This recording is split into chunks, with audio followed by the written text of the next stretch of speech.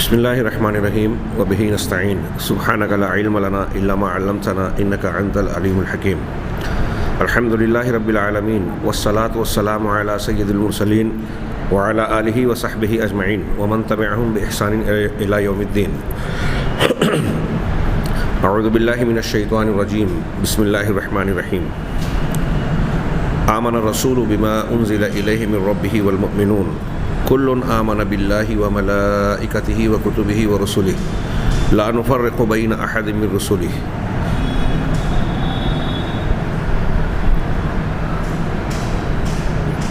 ناظرین گرامی، ہم لوگ فرشتوں پر ایمان کی کچھ تفصیلات پڑھ رہے ہیں، اور اس سلسلے میں ہماری گفتگو فرشتوں کے بعض اعمال کے متعلق جاری تھی، جس میں نمبر 5 پر بندوں کے اعمال کے لکھنے سے متعلق جو فرشتے مامور کیے گئے ہیں اللہ کی جانب سے، ان کا تذکرہ چلنے والا ہے۔ تو بندے جو بھی عمل کرتے ہیں اللہ تبارک و تعالیٰ کے حکم سے، اس کام پر مقرر فرشتے اسے قلم بند کر لیتے ہیں، درج کر لیتے ہیں۔ چنانچہ یہ کام کرنے والے خود قرآن کے الفاظ کے مطابق الکرام الکاتبین یعنی باعزت لکھنے والے کے نام سے ذکر کیے گئے ہیں، اور یہ اللہ تبارک و تعالیٰ کے مقررہ دیے گئے بہت ہی عظیم کاموں سے متعلق ہے۔ یہاں میں اپنی طرف سے اس بات کا اضافہ کروں کہ آپ غور کیجئے، اللہ تبارک و تعالیٰ نے انسانوں کو جس مقصد سے پیدا کیا وہ کیا ہے؟ امتحان لینا۔ نیک اور بد کا، توحید کو اختیار کرنے والے، اس کے تقاضوں کی تکمیل کرنے والے کون ہیں، اور اس کی مخالفت کرنے والے کون ہیں۔ ایمان اور کفر کے اس امتحان میں انسان کے اعتقاد اور عمل کی بنیاد پر فیصلہ ہونا ہے۔ ظاہر سی بات ہے کہ اس پوری کائنات کا وجود اس بنیادی مقصد سے جب جڑا ہوا ہے، تو اس مقصد کی تکمیل کرنے میں جو جو چیزیں متعلق ہیں، جو جو چیزیں جڑی ہوئی ہیں اس سے، وہ مقصد کی تکمیل کے لیے بڑی اہمیت اور افادیت کی حامل ہے۔ چنانچہ اعمال کا لکھا جانا ہمارے امتحان سے اس دنیا کی تخلیق کے مقصد سے جڑا ہوا ہے۔ اللہ تبارک و تعالیٰ کے کامل اور مکمل عدل و انصاف کا یہ مظہر ہے کہ رب العالمین نے انسانوں کے لیے اتمام حجت کے طور پر بہت سارے دلائل و شواہد مقرر کیے ہیں کہ قیامت کے دن جب فیصلہ کیا جائے تو محض کسی بندے کے ذہن و دماغ میں یہ بات نہ آئے کہ اللہ تبارک و تعالیٰ اپنے ارادے اور مشیت کی بنیاد پر فیصلہ کر رہا ہے، حالانکہ وہ تو انصاف، سراپا انصاف ہے۔ اللہ تبارک و تعالیٰ کسی سے معمولی سا بھی ظلم کرنے کا روا نہیں رکھ سکتا۔ اللہ کی ذات اس قسم کے عیوب سے پاک ہے۔ صرف اللہ تبارک و تعالیٰ گواہی دے کہ فلاں بندے نے یہ عمل کیا، یہ گناہ کیا، وہ اس عذاب کا مستحق ہے، فلاں انعام کا مستحق ہے، تو یہ بات کافی تھی۔ لیکن اللہ تبارک و تعالیٰ عدل کرنے والا ہے، اور عدل کے تمام تقاضوں کی تکمیل کرنے والا ہے۔ چنانچہ رب العالمین نے ایک انتظام یہ بھی کیا کہ بندے جو بھی اعمال کرتے ہیں اللہ تبارک و تعالیٰ کی طرف سے مقرر فرشتے اسے درج کرتے ہیں، چھوٹی بڑی سب بات، جیسا کہ ابھی آگے تفصیل آ رہی ہے۔ صرف اتنا ہی نہیں، قرآن کی آیات، حدیث رسول صلی اللہ علیہ وسلم بیان کرتی ہیں کہ نامہ اعمال کے علاوہ انسان کے اپنے اعضاء و جوارح، اس کے جسم کی کھالیں چمڑیاں بھی گواہی دیں گی۔ اسی طرح مختلف زمین کے خطے اور حصے جہاں انسان نے کوئی عمل انجام دیا ہے، وہ بھی اپنی خبروں کو بیان کرے گی۔ یومئذ تحدث اخبارہا بان ربک اوحی لہا، زمین بھی اپنی خبریں بیان کرے گی، اس لیے کہ رب العالمین نے اس کا اسے حکم دے رکھا ہے۔ تو یہ اللہ تبارک و تعالیٰ کے کمال عدل کا مظہر بھی ہے، اور یہ کرامن کاتبین انسانوں کے اعمال کو جو درج کر رہے ہیں، یہ بہت ہی عظیم اور اہم کاموں میں سے ہے، اس اعتبار سے جو بندوں کے تمام اعمال کی نگرانی کرتے ہیں، حفاظت کرتے ہیں، درج کرتے ہیں، اس کا ریکارڈ تیار کرتے ہیں۔ اللہ تبارک و تعالیٰ نے قرآن مجید میں ارشاد فرمایا سورہ انفطار میں، ان علیکم لحافظین کرامن کاتبین، یقیناً تمہارے اوپر نگہبان مقرر ہیں، محافظ، نگراں مقرر ہیں۔ وہ کون ہیں؟ کرامن کاتبین، باعزت، معزز لکھنے والے۔ چنانچہ اللہ تبارک و تعالیٰ نے اس آیت میں، آپ جیسا کہ دیکھ رہے ہیں کہ فرشتوں کی طرف اس کام کی اضافت کی، نسبت کی۔ یہ کام کرنے والے کون ہیں؟ فرشتے ہیں، لیکن یہ اضافت کتابت اور محافظت کی ہے، ریکارڈ کرنے کی، عمل کرنے کی۔ ظاہر سی بات ہے کہ اس کام پر وہ مامور کیے گئے ہیں، اللہ تبارک و تعالیٰ کی طرف سے یہ کام ان کے سپرد کیا گیا ہے، لیکن اصل کرنے والا کون ہے؟ ظاہر سی بات ہے کہ اللہ تعالیٰ۔ قرآن مجید میں دوسرے مقامات پر کی چند آیتیں ملاحظہ ہوں، اللہ تبارک و تعالیٰ نے ارشاد فرمایا سنکتب ما قالوا وقتلہم الانبیاء، جو کچھ انہوں نے کہا ہم اسے لکھنے والے ہیں، جو کہیں گے کہہ رہے ہیں سب درج ہونے والا ہے، ہم اسے لکھ لیں گے۔ یہاں اللہ تعالیٰ لکھنے کی اضافت، لکھنے کے کام کو اپنی ذات کی طرف منسوب کر رہا ہے کہ ہم لکھ لیں گے۔ ہاں، وقتلہم الانبیاء، اور ان کا یہ ایک بہت نمایاں اور بڑا گناہ کہ انبیاء کرام کو قتل کرتے رہے یہ یہود، ہم اسے بھی درج کر رہے ہیں، اس کا بھی ریکارڈ تیار رکھے ہوئے ہیں۔ وقولہ، اسی طرح اللہ تعالیٰ کا یہ ارشاد جو سورہ یاسین میں ہے، انا نحن نحیی الموتى ونکتب ما قدموا وآثارهم، یقیناً ہم ہی ہیں جو مردوں کو زندہ کرتے ہیں۔ اللہ کے علاوہ کسی کے اندر یہ طاقت نہیں ہے مخلوق میں کہ وہ مردوں کو زندہ کر سکے، ہم ہی ہیں جو مردوں کو زندہ کرتے ہیں۔ وَنَكْتُبُ مَا قَدَّمُوا، اور جو کچھ انہوں نے آگے بھیجا ہے اس کو بھی ہم درج کرتے ہیں، لکھتے ہیں۔ وَآثَارَهُمْ، اور جو کچھ انہوں نے پیچھے چھوڑا ہے ان کے آثار اور اثرات۔ ابھی اس ٹکڑے کی آگے تفصیل تھوڑی سی آئے گی، حدیث کی روشنی میں اس کی مزید تفسیر ہوگی کہ انسان دنیا میں جو کچھ نیک عمل یا صدقہ جاریہ کے طور پر دنیا میں چھوڑایا وہ اس میں شامل ہے، اس معنی میں کہ ان کے آثار یعنی پیچھے چھوڑے ہوئے اعمال کو بھی ہم لکھتے ہیں، درج کرتے ہیں۔ چنانچہ یہاں اللہ تبارک و تعالیٰ نے لکھنے کو اپنی طرف منسوب کیا، اضافت کی، کیونکہ یہ اسی کا حکم ہے، اسی کی مشیت ہے اور اسی کا ارادہ ہے۔ چنانچہ اللہ تبارک و تعالیٰ نے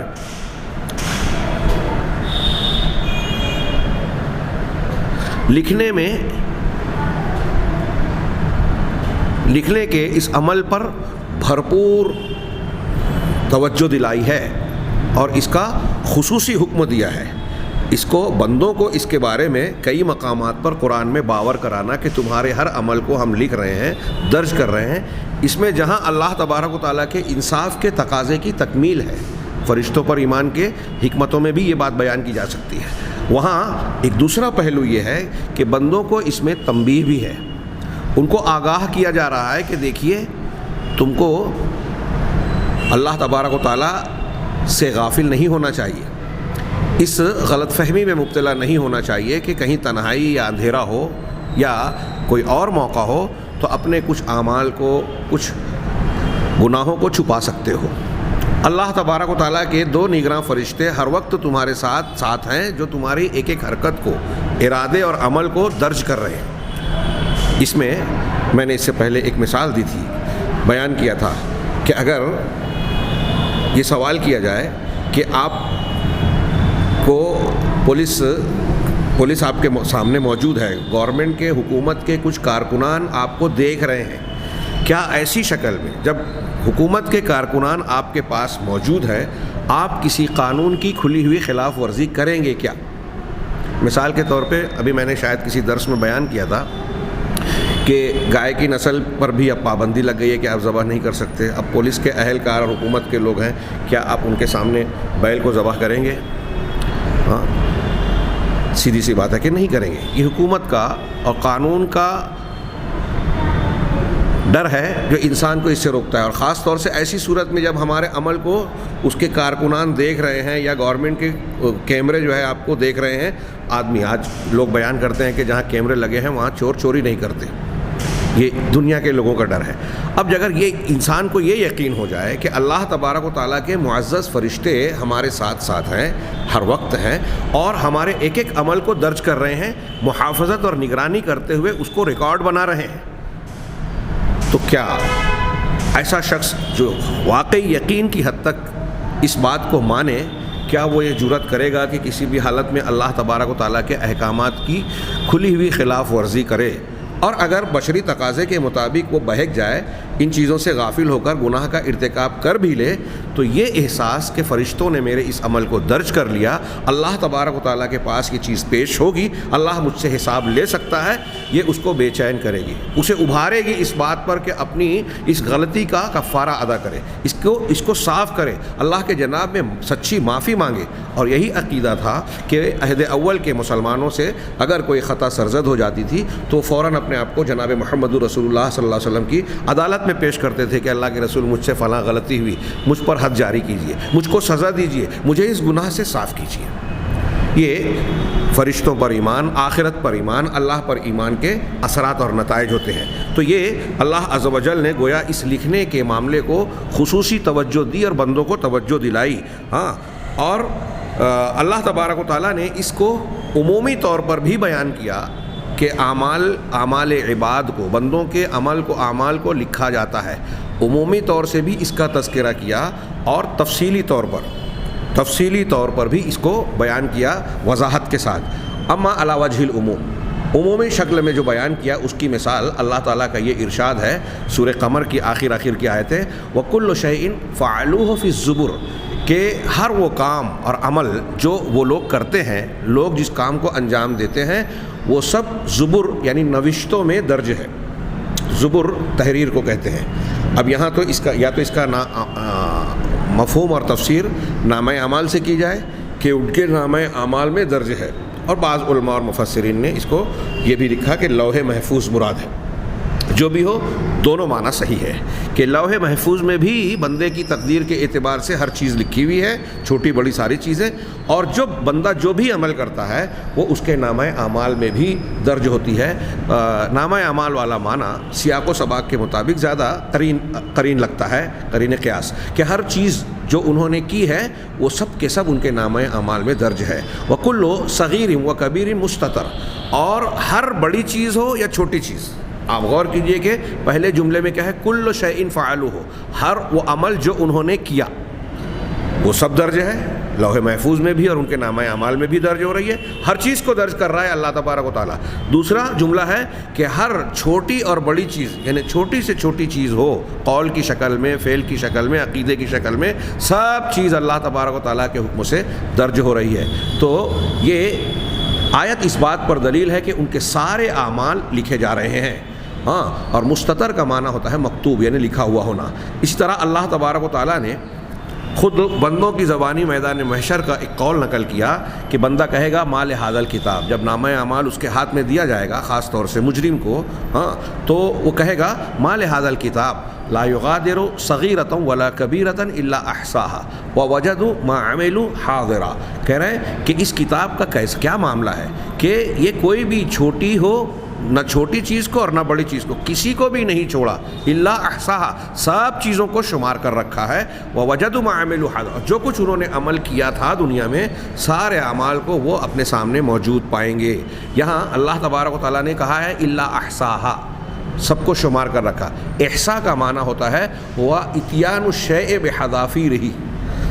ہاں، کسی چیز کو اس کے تمام اجزاء کے ساتھ مکمل طریقے سے اسے پیش کر دینا، لے آنا، جس کو ہم اردو میں ایک ایک گن کر کہتے ہیں نا، جو ایک محاورہ کہتا ہے کہ میں گن کر بدلہ لوں گا، میں گن کر ایسا کام کروں گا، مطلب کوئی چیز چھوڑوں گا نہیں۔ تو کسی چیز کا احصاء کرنا مطلب اس چیز کی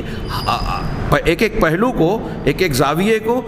سمیٹ لینا، گھیر لینا، کسی چیز کو چھوڑنا نہیں۔ بندہ یہی کہے گا کہ اس نامہ اعمال نے ہر چیز کو شمار کر رکھا ہے، کسی بھی چھوٹی سے چھوٹی بات کو اور بڑی سے بڑی بات کو چھوڑا نہیں ہے۔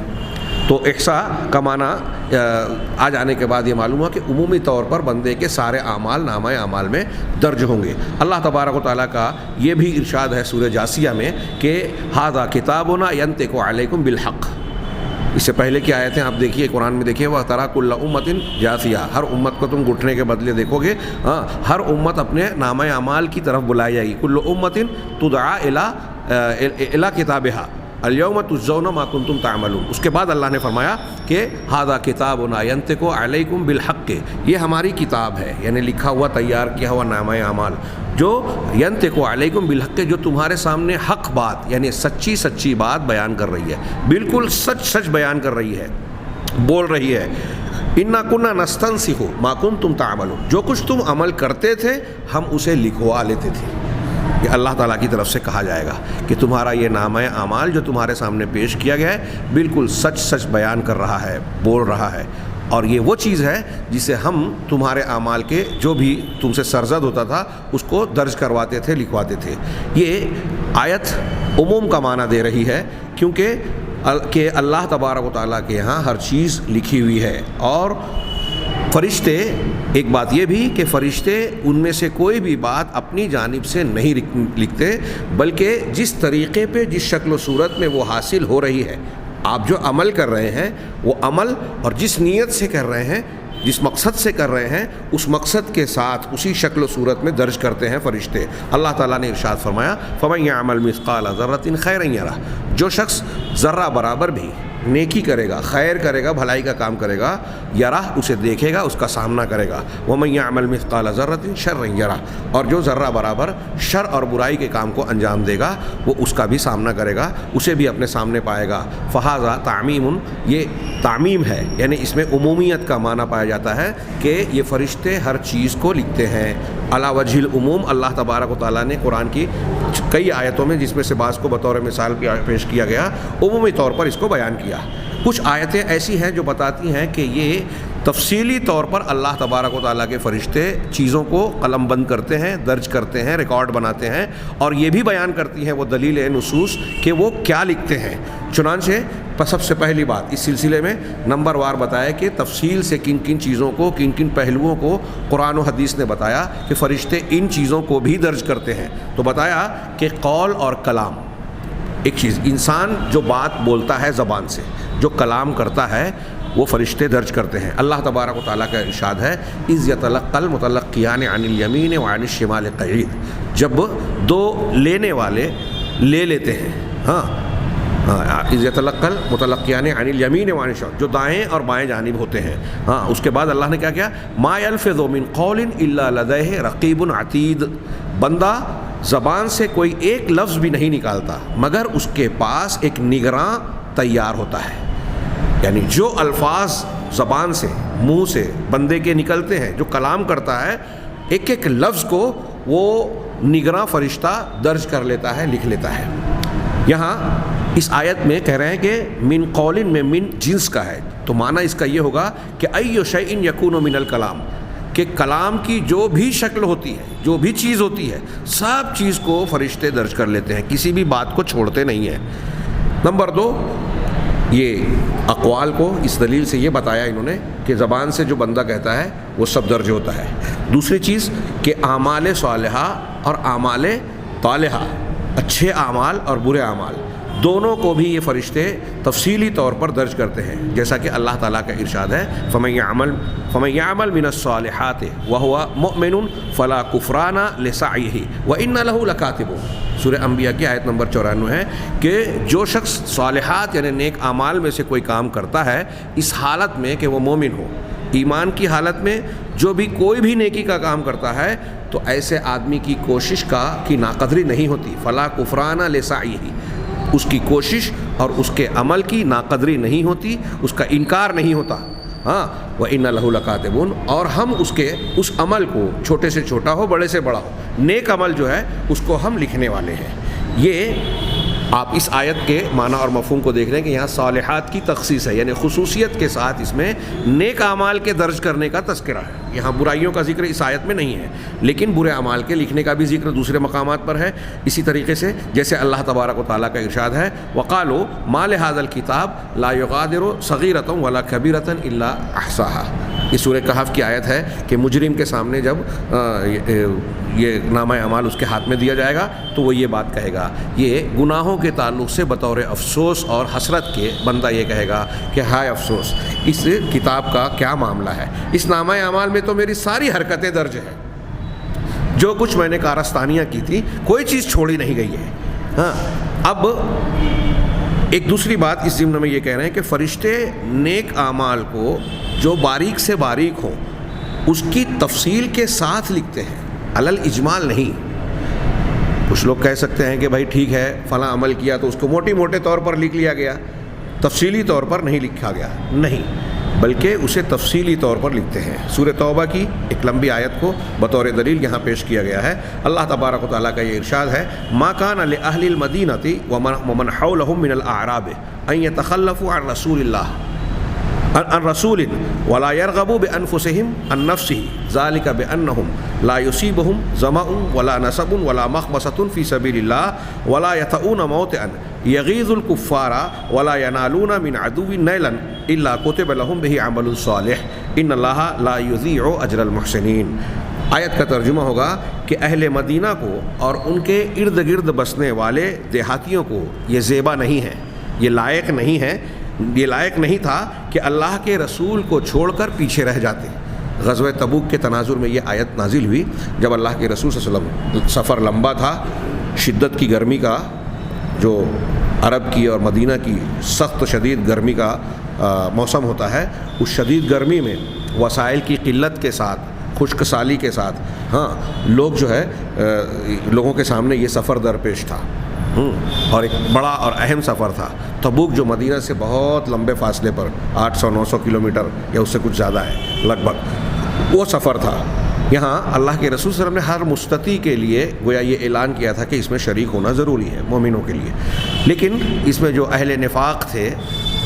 وہ مختلف قسم کے ہیلے بہانے کر کے اپنے آپ کو اس سے بچانے کی کوشش کر رہے تھے۔ آپ واقعہ جانتے ہیں کہ صرف 3 سچے پکے مومن تھے جو بغیر عذر کے اس میں شریک نہیں ہوئے، اور بعد میں اللہ کے رسول صلی اللہ علیہ وسلم نے ان سے سماجی مقاطعہ یعنی بائیکاٹ کا حکم دیا، اور 50 دن کے بعد ان کی توبہ قبول ہوئی۔ انہی آیتوں میں کے درمیان آگے پیچھے اور اللہ تبارک و تعالیٰ نے ان کی توبہ کی قبولیت کی آیتیں بھی نازل فرمائی۔ لیکن دوسرے لوگ جنہوں نے ہیلے بہانے کیے اور اپنے آپ کو بچانے کی کوشش کی، ان کے تعلق سے اللہ تعالیٰ نے یہ ارشاد فرمایا کہ مدینہ کے لوگ اور جو ارد گرد بستے ہیں ان کے لیے یہ روا نہیں تھا، لائق نہیں تھا، زیبا نہیں تھا کہ اللہ کے رسول کو چھوڑ کر پیچھے رہ جائیں، اور نہ یہ کہ اپنی جان کو ان کی یعنی رسول اللہ صلی اللہ علیہ وسلم کی جان سے زیادہ عزیز سمجھے۔ اللہ کے رسول جائیں مصیبت کا سامنا کرنے، دشمنوں کا مقابلہ کرنے، اور ہم گھر بیٹھے رہیں، یہ ان کے لیے ٹھیک نہیں تھا۔ یہ اس وجہ سے کہ اللہ کے راستے میں انہیں جو بھی پیاس لگے اور جو تکان پہنچے اور جو بھی بھوک لگے گی، اور جو کسی ایسی جگہ سے گزرے یا جہاں سے چلے جس سے کفار غصے اور ڈر میں مبتلا ہوں، اور دشمنوں کی جو کچھ خبر لے، یہ مسلمان دشمنوں کی جو کچھ خبر لے یعنی ان کو نقصان پہنچائے یا ان سے مال غنیمت وغیرہ حاصل کرے، ان سب کاموں پر دیکھیے اللہ کے رسول اللہ تعالیٰ نے قرآن میں کیا کہا کہ اللہ کے راستے میں نکلنے پر جو بھوک لگ رہی ہے، پیاس لگ رہی ہے، جو تکلیف اٹھا رہے ہیں، یا ان کے چلنے سے کفار کو جو تکلیف محسوس ہو رہی ہے، یا کفار کے مقابلے میں جو کامیابی حاصل کر رہے ہیں، ان کو نقصان پہنچا کے یا ان سے فائدہ حاصل کر کے، ان ساری چیزوں پر ان سب پر ان کے نام نیک کام لکھا گیا۔ یقیناً اللہ نیک لوگوں کا اجر ضائع نہیں کرتا۔ یہاں محل استشہاد کیا ہے کہ اس تفصیل کے ساتھ ذکر کرنے کے بعد الا کتب لہم بہ عمل صالح، مگر اللہ تبارک و تعالیٰ ان کے ذریعے ان کاموں کے ذریعے سے اللہ تبارک و تعالیٰ ان کے بدلے میں ان کے نام عمل صالح یعنی نیک کام، نیک عمل لکھتا ہے، درج کرتا ہے۔ حضرت جابر رضی اللہ تعالیٰ عنہ کی ایک حدیث ہے کہ نبی کریم صلی اللہ علیہ وسلم نے ارشاد فرمایا، بنی سلمہ سے اوپر کی آیت سے استدلال سمجھ میں آ گیا کہ تفصیل کو، ایک ایک چیز کو نیک عمل کے باب میں فہرست میں درج کیا جاتا ہے۔ اللہ کے راستے میں اگر کوئی شخص نکلا ہے تو اس کو جو بھوک پیاس لگ رہی ہے اس کا بھی جو ہے نیک عمل کی شکل میں اندراج ہوتا ہے۔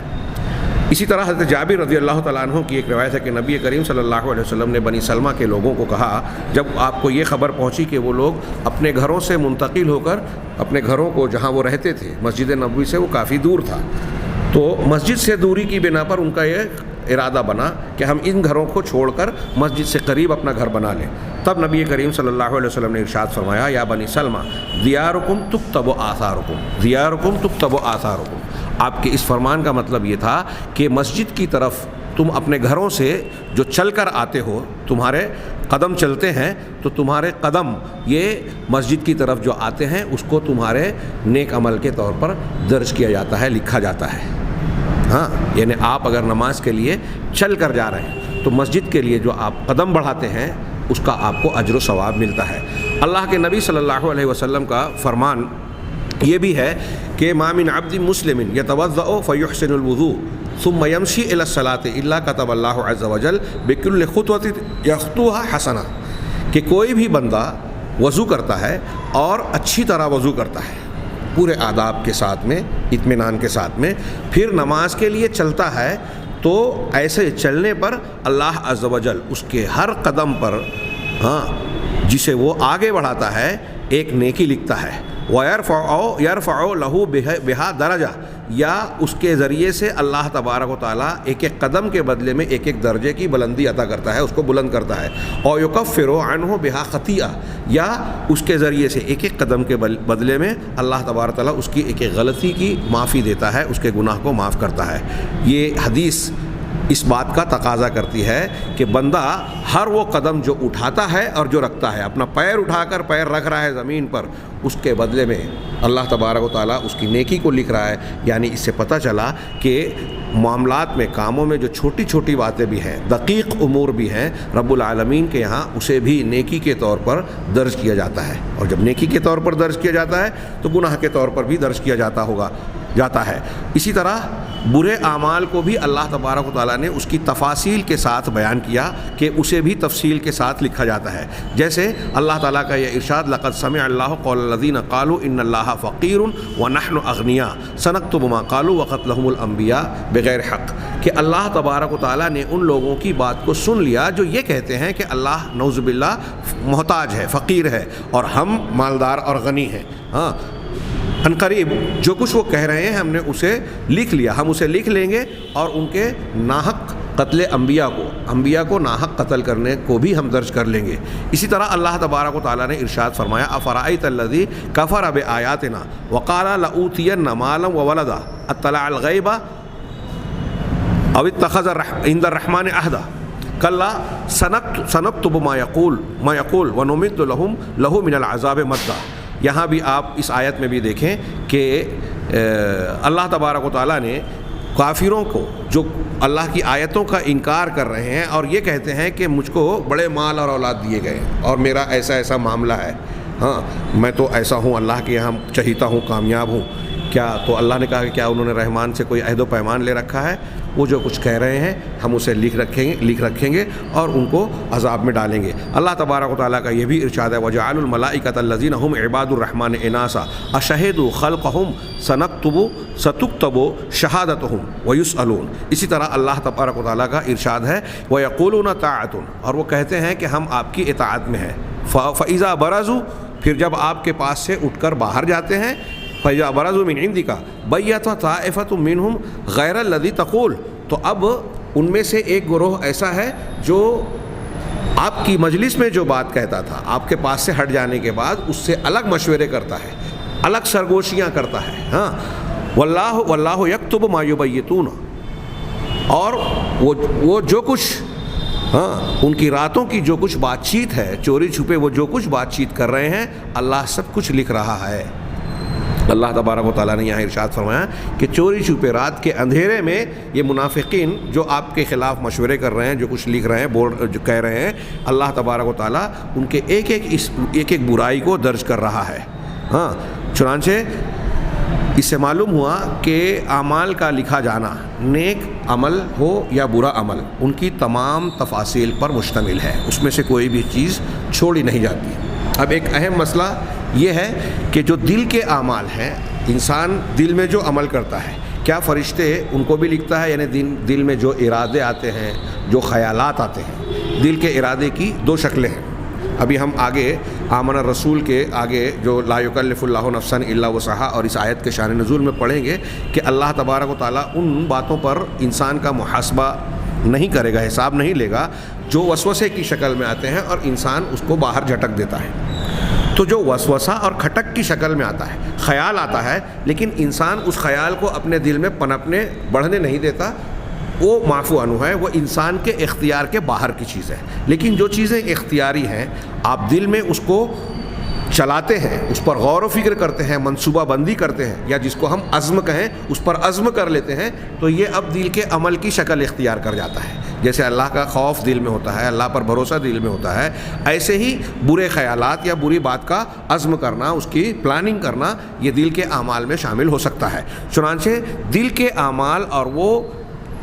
چیزیں جو ارادے کی شکل میں آتی ہے یا ہم اور ارادے کی شکل میں انسان کے ذہن میں آتی ہے، اگرچہ ان ارادوں پر وہ عمل نہ کرے، ایک بات آپ کے یا میرے دل میں آئی کہ مجھے ایسا کرنا چاہیے، پھر آپ نے وہ عمل نہیں کیا، تو کیا فرشتے اس کو بھی درج کرتے ہیں؟ ہاں، تو دلیلیں بتاتی ہیں کہ یہ بھی لکھا جاتا ہے۔ قرآن میں اللہ تبارک و تعالیٰ کا یہ ارشاد ہے، ان علیکم لحافظین کراماً کاتبین یعلمون ما تفعلون، یقیناً تمہارے اوپر نگراں مقرر ہیں، محافظ مقرر ہیں جو باعزت لکھنے والے ہیں، اور وہ علم رکھتے ہیں ان باتوں کا جو تم کرتے ہو۔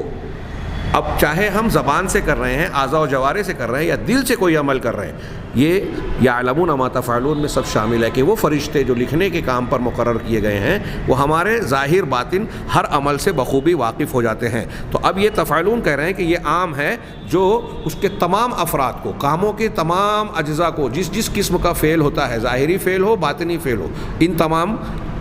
کا معنی اس میں شامل ہے۔ اور اس میں وہ ارادات، وہ خیالات اور وہ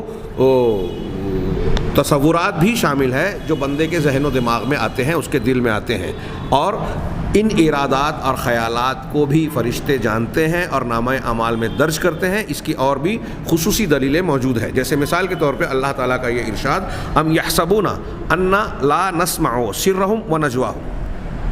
کہہ رہے ہیں کہ کیا وہ ایسا گمان کرتے ہیں کہ ہم ان کے بھید کو، چھپی ہوئی باتوں کو اور ان کی سرگوشیوں کو نہیں جانتے؟ اللہ تعالیٰ نے آگے کہا کہ ہمارے فرشتے ورسولنا لدیہم یکتبون، ہاں، کہ ہمارے پیغمبر یعنی ہمارے فرشتے، ہاں، ہمارے قاصدین اس کے پاس موجود ہیں جو اسے لکھ رہے ہوتے ہیں، اس کو لکھتے ہیں۔ یہاں آپ غور کیجئے کہ آیت میں کہا کہ نسمع سرہم، ہاں، ہم ان کے بھید کو بھی، ہاں، آپ کیا یہ گمان کرتے ہیں کہ ہم ان کے بھید کو، چھپی ہوئی باتوں کو، راز کو سنتے نہیں ہیں؟ اسی کو ذکر کیا کہ سر کا، راز کا، چھپی ہوئی بات کا اطلاق ان چیزوں پر ہوتا ہے جو دلوں میں ہوتی ہیں، ہاں، اور ان چیزوں پر جو انسان سرگوشی کے طور پر چپکے سے کرتا ہے، ہاں، ایک انسان دوسرے سے چھپاتا ہے، خود جانتا ہے ظاہری طور پر بھی چاہے ہو یا باطنی طور پر، یعنی آپ کے دل کی بات کو بھی راز اور بھید کہا جاتا ہے، اور ان چیزوں کو جو آپ تو جانتے ہیں یا کچھ مخصوص لوگوں کو جانتے ہیں لیکن دوسرے انسانوں سے آپ اسے چھپاتے ہیں، ہاں۔ تو اب دل کے اعمال یہ سر کے معنی میں، راز کے معنی کے عموم میں داخل ہے، یعنی آپ کے دل کا جو بھید ہے، راز ہے، وہ بھی ہم سنتے ہیں اور اسے بھی لکھتے ہیں۔ چنانچہ یہ اس بات کی دلیل ہے کہ اللہ تبارک و تعالیٰ کے یہ فرشتے انسان کے ارادے اور خیالات یا ذہن میں آنے والے کھٹک اور معاملات کو بھی جانتے ہیں اور اسے بھی درج کرتے ہیں۔ وَمَن يُرِدْ فِيهِ بِإِلْحَادٍ بِظُلْمٍ نُذِقْهُ مِنْ عَذَابٍ أَلِيمٍ، یہاں قرآن کی یہ آیت ہے کہ جو شخص اس میں ظلم کے ساتھ الحاد اختیار کرے گا تو ہم اسے دردناک عذاب کا مزہ چکھائیں گے۔ اب یہاں آپ غور کیجئے کہ اللہ تبارک و تعالیٰ کیا کہہ رہا ہے، مَن يُرِدْ، یعنی جس کے ارادے میں، یعنی جس کے نفس کے اندر بطور ارادہ کوئی بات آتی ہے، یہ مسئلہ آتا ہے، یہ الحاد کی بات آتی ہے، تو اب یہ ارادے کا آنا کیا معنی ہے؟ یہ دل کا عمل ہے، اور یہ دلالت کرتا ہے کہ اس کے اس دل کے عمل پر بھی نگراں مقرر ہے، اس کو بھی لکھا جا رہا ہے اور اس کا بھی حساب لیا جائے گا۔ اسی طرح اللہ تبارک و تعالیٰ کا ایک مشہور ارشاد ہے، قرآن مجید کی آیت جو اکثر خطبہ بیان کرتے ہیں، اللہ تعالیٰ نے فرمایا قُلْ إِنَّمَا حَرَّمَ رَبِّيَ الْفَوَاحِشَ مَا ظَهَرَ مِنْهَا وَمَا بَطَنَ وَالْإِثْمَ وَالْبَغْيَ بِغَيْرِ حَقٍّ، ہاں، کہ اللہ تبارک و تعالیٰ نے فواحش کو، بے حیائیوں کو یا بڑے بڑے گناہوں کو، ہاں، حرام قرار دیا، ما ظہر منہا، ان میں جو ظاہر ہیں، وما بطن، اور جو چھپے ہوئے ہیں، اور عام گناہ کو بھی، ناحق ظلم کو بھی، یہ آیت ہے آگے کی۔ اب یہاں اس آیت میں جو ما بطن ہے، جو چھپی ہوئی ہوں، اس سے مراد کیا ہے؟ اے ما تب تنہ القلوب، یعنی وہ گناہ جس کو دل چھپا کے رکھتے ہیں، اپنے اندر رکھتے ہیں۔ تو اس سے معلوم ہوا کہ فواحش اور بے حیائی گناہوں کے کچھ کام بندوں کی طرف سے ایسے ہوتے ہیں جو اس سے ظاہراً واقع ہوتے ہیں، کچھ وہ چھپا کے رکھتا ہے۔ ہاں، تو فرشتے اس چھپے ہوئے گناہ کو بھی درج کرتے ہیں تاکہ اللہ تبارک و تعالیٰ ان پر حساب لے۔ اب یہ جو ماں بطن ہے، یہ ظاہر سی بات ہے کہ یہ دل کے اعمال سے تعلق رکھتے ہیں۔ اسی طرح صحیح حدیث میں اللہ کے رسول صلی اللہ علیہ وسلم کا ایک ارشاد ہے کہ فرشتے کہتے ہیں قالت الملائکہ رب ذاک عبدک یرید ان یعمل سیئہ، کہ اللہ تعالیٰ تیرا فنا بندہ ہے، وہ برائی کا ارادہ کرتا ہے، وہو ابصر بہ، جملہ مترجمہ ہے کہ حالانکہ اللہ تعالیٰ اس کو خوب جانتا ہے، دیکھ رہا ہے، اللہ سے وہ چیز مخفی نہیں ہے، لیکن فرشتے جب اسے کہتے ہیں، اللہ سے کہتے ہیں، تو اللہ تعالیٰ کہتا ہے ارقبوہ، اس کی نگرانی کرو، فَإِنْ عَمِلَهَا فَاكْتُبُوهَا لَهُ بِمِثْلِهَا، اگر اس نے اس ارادے کو عملی جامہ پہنا دیا، اس پر عمل کر لیا، تو اس کو اس گناہ کے مثل ہی اس کا گناہ کو درج کرنا، جتنا گناہ کیا ہے اتنا ہی درج کرنا۔ اور اگر اس نے اس ارادے کو ترک کر دیا، دل میں بات آئی، خواہش ہوئی، لیکن اس نے اس پر عمل نہیں کیا، اس خیال کو نکال دیا، اگر اس کو چھوڑ دیا فَاكْتُبُوهَا لَهُ حَسَنَةً، تو اس کے بدلے میں چونکہ اس نیکی کو، برائی کو اپنے ارادے سے باہر کر دیا، یہ اس کے خیر ہے، نیکی ہے، تو اس کے بدلے میں اس کے لیے نیکی لکھنا۔ انما ترکھا من جرائی، یقیناً اس نے اس ارادے کو عملی جامے پہنانے سے جو اپنے آپ کو روکا اور اس کو چھوڑ دیا، عمل نہیں کیا، وہ میری وجہ سے کیا، یعنی میرے ڈر کی وجہ سے، اس لیے اس کو نیکی لکھو۔ یہ لفظ، یہ الفاظ حدیث کے بالکل ظاہری طور سے صاف صاف بتا رہے ہیں کہ فرشتے ان باتوں کو بھی جانتے ہیں اور لکھتے ہیں جو بندہ جس کا ارادہ کرتا ہے۔ اسی طرح قرآن میں اللہ تعالیٰ کا یہ ارشاد ہے، بڑی پیاری دلیل دی صاحب مذکرہ نے، کہ وَمَن يَخْرُجْ مِن بَيْتِهِ مُهَاجِرًا إِلَى اللَّهِ وَرَسُولِهِ، جو شخص اپنے گھر سے اللہ اور اس کے رسول کی طرف ہجرت کرتے ہوئے نکلتا ہے، ثم یدرکہ الموت، پھر اسے راستے ہی میں موت آ گئی، ہاں، فقد وقع اجرہ علی اللہ، اب وہ ہجرت کر نہیں پایا لیکن اپنے گھر سے نکلا اسی ارادے اور عزم کے ساتھ، تو اس کے اس عمل کا اجر اللہ تبارک و تعالیٰ کے یہاں واقع ہو گیا، مقرر ہو گیا۔ یعنی اس کے ارادے، اگرچہ وہ عمل انجام نہیں دے سکا، لیکن چونکہ اس نے دل سے پورا پختہ ارادہ کر لیا تھا اور اس کے لیے اپنی تیاری کر لی تھی، اس کی کوشش کی، لہذا اس کو اس کا اجر ملے گا۔ اس میں بھی اس بات کی دلیل ہے کہ انسان کے ارادوں کو بھی لکھا جاتا ہے۔ ہاں، چنانچہ ہجرت اس شخص کے ساتھ، اس شخص کے نامہ اعمال میں ہجرت کا اجر و ثواب لکھ دیا جاتا ہے، حالانکہ اس نے ہجرت نہیں کی، بس صرف ارادہ کیا ہے، ہاں، اور اس کا اجر واقع ہو گیا۔ اب یہاں یہ جو باتیں، یہ جو آخری بحث ہم نے پڑھی اور اس کی کئی دلیلیں دی، اس وجہ سے بھی دی کہ یہاں کچھ لوگوں کی جانب سے یہ اعتراض یا سوال اٹھایا جاتا ہے کہ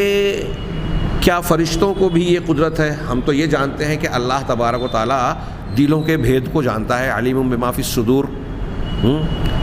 کہ دلوں کے بھید کو صرف اللہ جانتا ہے، کوئی اور نہیں جانتا۔ فرشتے تو اللہ کی مخلوق ہیں، تو کیا وہ انسان کے دل کی باتوں کو، باطن کو یا چھپی ہوئی چیزوں کو جانتے ہیں؟ تو یہ کوئی بڑا مشکل یا ایسا سوال نہیں ہے جس سے انسان کو پریشانی ہو۔ ظاہر سی بات ہے، اللہ تبارک و تعالیٰ نے جب کرامن کاتبین کو ایک کام پر مقرر کیا کہ آپ کو یہ کام کرنا ہے کہ انسان کے ظاہری باطنی ہر عمل کو درج کرنا ہے، نامہ اعمال میں لکھنا ہے، جب ان کو یہ کام دیا تو جن کو جو کام دیا ہے انہیں اس کام کی صلاحیت اور طاقت بھی عطا کی ہے۔ جہاں اللہ تبارک و تعالیٰ نے چاہا ان کو علم دیا اور ان کو یہ صلاحیت نہیں دی کہ وہ خود سے بہت ساری چیزوں کو معلوم کر سکیں، جیسا کہ ان آیتوں سے جس میں خود فرشتوں نے کہا سبحانک لا علم لنا الا ما علمتنا، تو پاک ہے، ہمارے پاس علم نہیں ہے سوائے اس کے جو تو نے ہمیں علم دیا۔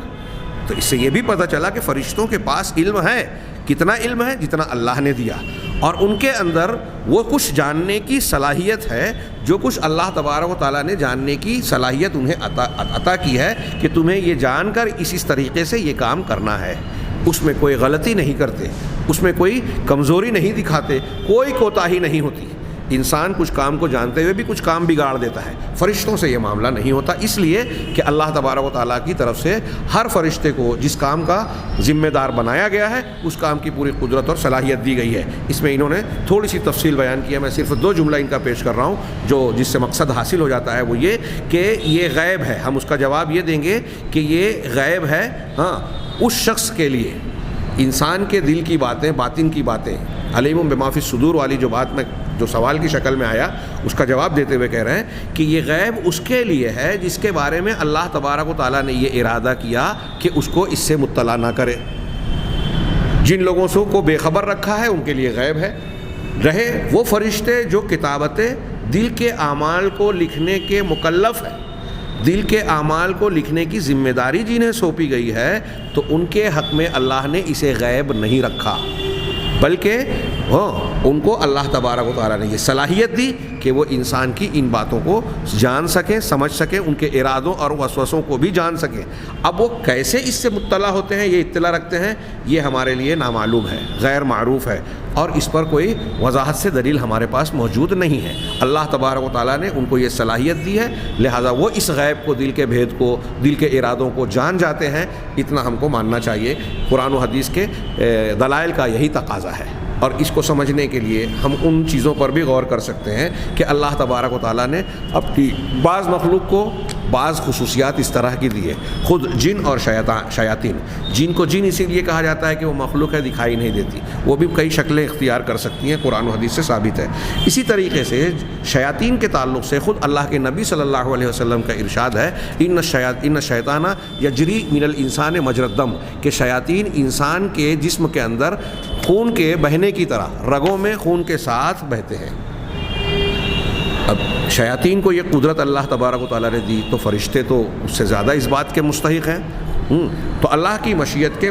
معاملات سارے کے سارے اللہ کی مشیت اور فیصلے کے تابع ہیں، جو اللہ نے چاہا وہ کیا۔ اب ہمیں اس کی کیفیت چاہے نہ معلوم ہو، لیکن یہ بات واضح ہے کہ یہ فرشتے دل کے اعمال اور باطن کو جب درج کرتے ہیں تو اللہ تعالیٰ نے ان کو ان چیزوں کو جاننے کی صلاحیت عطا فرمائی۔ چوتھی چیز کہ عمل کے لکھنے سے متعلق 1-2 نقطے اور بیان کر دوں اختصار کے ساتھ، کہ ایک آدمی کوئی عمل کرتا ہے جو اس کا معمول ہے،